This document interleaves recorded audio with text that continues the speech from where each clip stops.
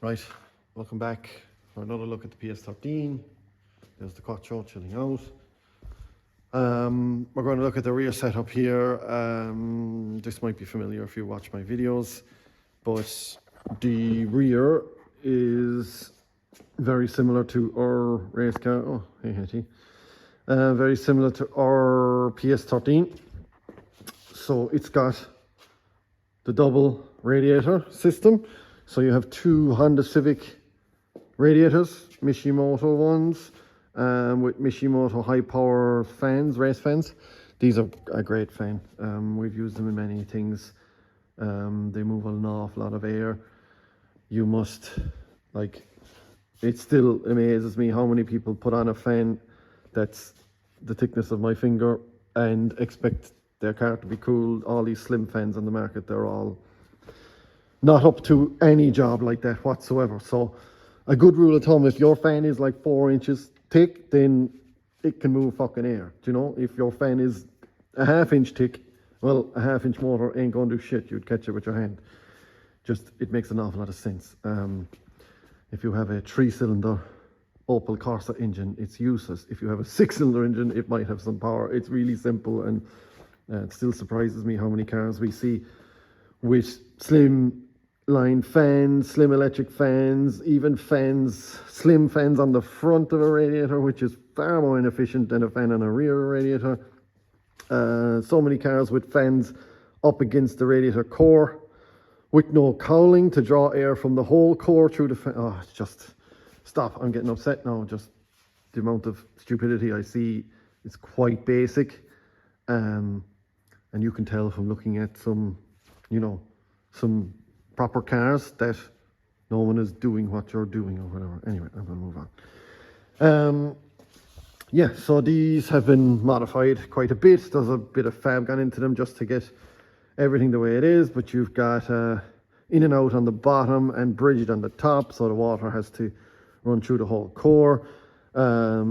We switch the fans independently through the ECU, so one will switch at one temp, one will switch at another temp. For the majority of the time, the car will only need one, which will be the hot rad, as we call it. So one will be effectively receiving the hot water first, and the water that comes out of it will be cooler. So this one doesn't have to work so much. So this fan will become our primary fan. It will have, for example, 100-degree water coming in. And by the time it gets to here, it'll be at whatever, 85 or whatever, how long the fan is on. And then this fan doesn't even have to come on until there's some real pressure coming on the engine. And then if this is losing efficiency and this isn't a low enough temperature coming across, then the second fan will kick in, and by the time it comes out, it will be at whatever temperature we desire. Basically, we can have this car run at 50 degrees, 70 degrees, 90 degrees, whatever we want.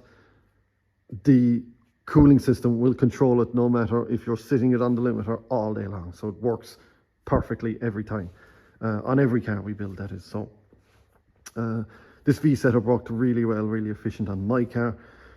So once again, we race, you get the result. Wasn't that Ford slogan one time?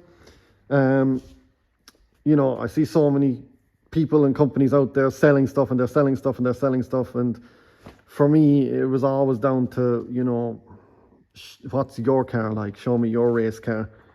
And, someone that isn't willing to have a nice race car even, or doesn't have any race car or company, then you're like, oh, they just want the sale. Whereas a company like us, we put so much back into what we do. All this, everything you see here, except for the waste fab, everything you see here is developed on our in-house car and has been passed on as proven, outstanding stuff on to our customers. So it's all unique, new, all made here in-house pretty much. I mean, okay, the radiators, whatever, modified in-house. This setup is from us.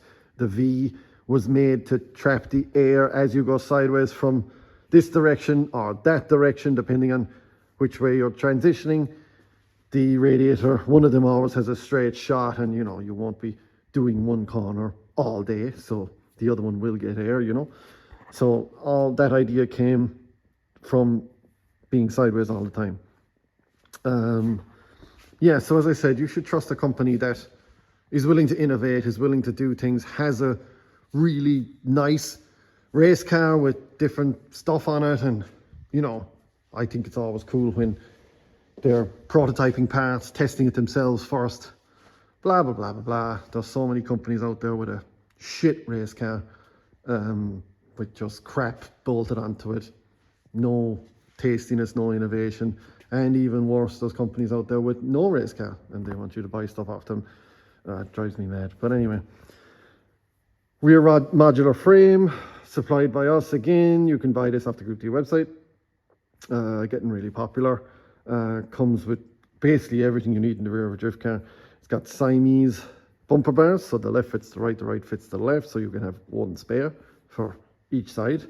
All double shear, proper bolts, proper fasteners, stainless steel flange head bolts. Basically everything has been thought through from our own race car. So the double shear bracketry, 6mm steel, and the 25mm by 2 seamless tube is nice and soft for impact. It's never going to be stronger than the double shear, so it deforms, it can be pulled back out and reshaped, and your main structure is sweet. You know, so many times we see people just putting a tube in, drilling a hole, putting an M8 bolt or something, you shear the bolt and damage the frame and all sorts of crap. All laser cutting going on. GD logo. There is 3 or 4 holes here. That's where you can mount a steel or aluminium tow hook to come out through the license plate. It also includes a tow hook here, steel one welded on, which this car will use. It's also got a jacking point with a domed cap on it. So the cap is domed, so the jack hits the dome and doesn't damage the tube. All sorts of stupid shit that we think of that that keeps me up at night. Domed caps, capping the end of the tube here too. These are our bumper brackets, which are slotted. We tightened in multiple positions. You can cable tie through multiple positions. You can put a bolt in it. You can put one of those quick latch fasteners with the kind of ball head here, and you press the button from the outside, whatever you like. It's been pretty much catered for. Yeah, so the frame is a sweet job. It also has a T-bar underneath, so there's that one going in, and you can see one from the side here. So this protects the underneath of the fuel cell or aluminium tank, whichever one you have. If you land up on a tire wall backwards or whatever, you won't be pushing the tank up with it being aluminium. It's just all thought of, if you're going to go backwards over something or over a barrier or whatever, then the frame takes the weight and doesn't puncture the tank or push the tank up into the radiators or anything like that. Just safe, well thought out system. From the side, before we move on, from the side it is like this. So you have your well-done chassis plates here, your stainless fasteners. You have a vent section here, so it leaves room for an exhaust to come past the diff and out here and out the back. So that's how the exhaust is catered for. If you want to run a rear exiting exhaust, you can. This was all this V and cage work here. This car was caged already before we got to it. Also, something strange for us is this car will have a full back window, parcel shelf, the whole lot. It isn't cut the usual way with a firewall put up here somewhere. So that is a strange one. I don't think I've ever done it to such a spec of car.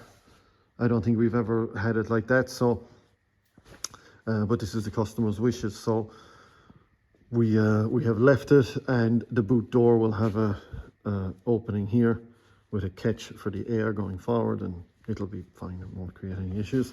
Right, so moving on, let's have a quick look at the water system. So aluminium hard pipes and silicone couplers, Davies Craig water pump. We use these in everything. Brilliant job, excellent product, very reliable, and just does a perfect job of pumping the water, allows us to leak the water, the mechanical water pump off the engine. Pipes going in here through the chassis and forward. We'll see where they're going when we go underneath. Winter's quick change. This is quite an old one, so never used old one. It's got to be a good few years old now, which is good because they were the strong ones before Winters had all their issues with breaking diffs. So at least it's an old one. Yeah, well, so that's the water system. In and out the bottom is kind of neat, you know, nothing is coming off the top of the rad or crossing. We have a little -8 cap here. That's to assist bleeding when you're filling, so you can bleed the second rad. So what else have we? We have an ATL cell with a Nuke CFC unit in it. So we use these Nuke units. Obviously we're a Nuke dealer. You can buy them on the Group D website. Brilliant quality, the Nuke stuff. It's just outstanding. You get what you pay for with the Nuke stuff. You buy it once and forget about it. And this is really top quality stuff, made in Sweden, made in Europe. You should buy something made in Europe if you're from Europe. Simple as that. The cell then is mounted, which is quite strange. It's mounted on these two runners, we'll call them. They are just aluminium angle. So this is something, again, from my own car. You can see it mounted here. It's mounted up into the frame through a spacer just to get the right height. A little crude, I guess. We could drill a lot of holes in it and make it a bit sexier. You could certainly make sexier looking mounts, but the reason I do it like this, and you'll see it's already kind of a guesstimate on it, is when the car is finished, full of fuel with the driver inside, we put it on the scales, and then we slide the tank left and right to get the balance of the car as good as we can get it. And then we drill the holes in the rails to mount the tank with a full tank of fuel, full of water, and the driver sitting in there. That's why it's like that.